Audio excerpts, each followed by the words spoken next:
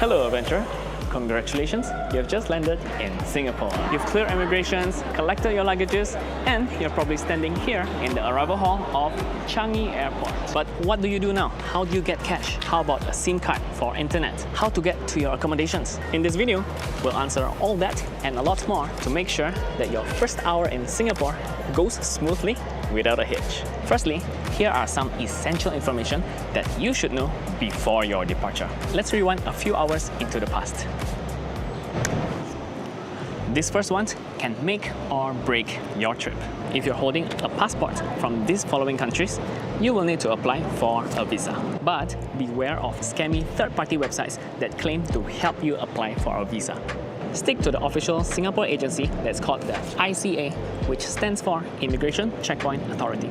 And here's a hack that can help you clear Singapore immigrations in less than 5 minutes. Although not everyone needs to have a visa, everybody needs to fill up the Singapore Arrival Card, also known as the SGAC. The trick is to fill up the SGAC online up to 3 days in advance prior to your arrival. You can easily find the online form at the ICA website free of charge. But you know what's not free? That's closer. Back to the present, let's talk about money. Here, we use the Singapore dollars. You can actually avoid all the hassle of carrying too much cash by sticking to your credit card. Almost all shops in Singapore accept credit card as a form of payment. And as long as your card has a Visa or MasterCard logo on it, and this contactless icon, you can use it to take the public transport. But take note, each person will need to have one card. Do note that your credit card provider will charge a daily admin fee for every day that you are using the card for public transport in Singapore. But personally, I feel that the cost is very low compared to buying the daily tourist pass or the cost of buying a new cash card for public transportation, and not to mention the excess value in each of the card at the end of your trip.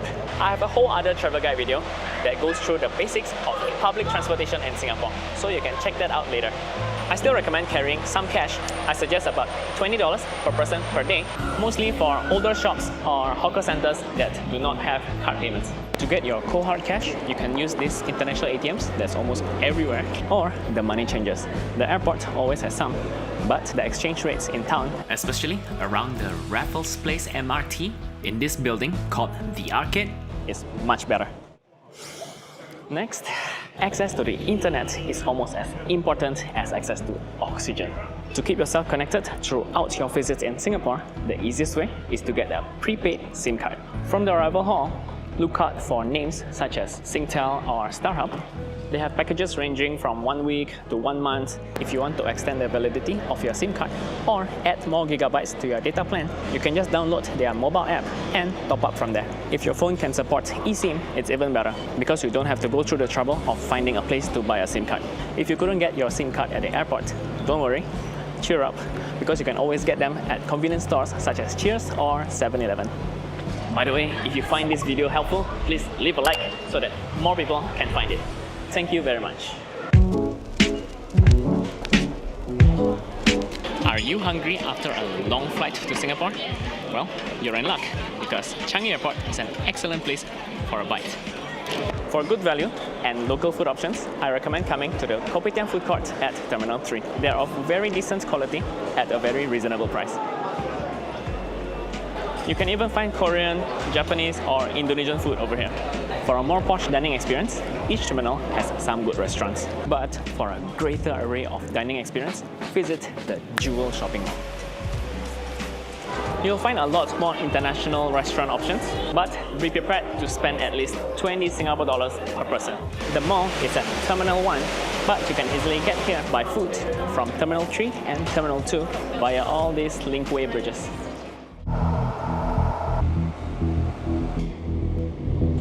Now, for the most important part, how to get to your accommodations. Let me give you an overview of the airport. As of 2024, we have 4 terminals. Going clockwise from our model, we have T3, T1, T2, which are all within one continuous building, and T4, that's slightly off-site. The public buses runs underground along a dedicated road that goes through T3, T1, T2, and for some buses, Terminal 4. While the train service runs underground through Terminal 3 and Terminal 2, which are accessible via this walking bridge. And there are also monorail services to get between terminals that's called the SkyTrain. To get to and from Terminal 4, you can take the public or the shuttle bus. So, if you're planning to take the train, but you landed in T1, you need to walk or take the SkyTrain to Terminal 3 or Terminal 2. You can also take any bus service and get off at T2, which is only one stop away. Once you're in Terminal 3 or Terminal 2, easily follow the signboard that says Train to City. When taking the train out of the airport, don't be surprised when it stops at Tanah Merah station. The train service normally shuttle to and from Tanah Merah and the airport. So you just have to change train according to your route. To go to the city, change to the train going towards Tuas Link. If you prefer higher speed and comfort at a premium, you can get taxis from the taxi stands that's in each of the terminals. All the taxis that you get here runs on the meter, but take note there's a surcharge for airport pickup. I guess that's why they call it taxi. Personally, I prefer using these ride-hailing apps such as Grab, Gojek, Zig, Ride and Tada because they make it so easy for me to get a car to get from point A to point B. I just need to put in my current location and my destination, and it will even show me upfront how much it would cost, which really helps with my trip budgeting. Each terminal has very convenient pickup points for car pickups. Just follow the signs that says ride-hailing pickup. Remember to put in the correct door number when you input your pickup location. I recommend downloading these applications in advance because you need to sign up for an account and also link your payment methods. These applications will surely save you a lot of trouble down the road. Regardless of how well prepared you are on your travels, sometimes you still need some help. For example, where is the toilet? Or you need someone to help you take a photo? The good news is, it's super easy to get help in Singapore. Most people here speak English as their first language, many of them speak Mandarin, and some also speak Malay, Bahasa Indonesia, or Tamil. Apart from the information kiosks that's in every terminal, you can also approach the friendly Singaporeans that's all around you. Although we are known to be very reserved, we are more than happy to help you explore our beloved city. So, feel free to reach out, but don't make small talk. If you find me, can lah.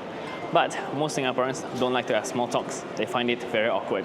Anyway, that's your first hour. To survive your second hour onwards just as smoothly, check out my Singapore Travel Guide playlist over here. I'll see you there. Your favorite hat? Yeah, that's a good hit.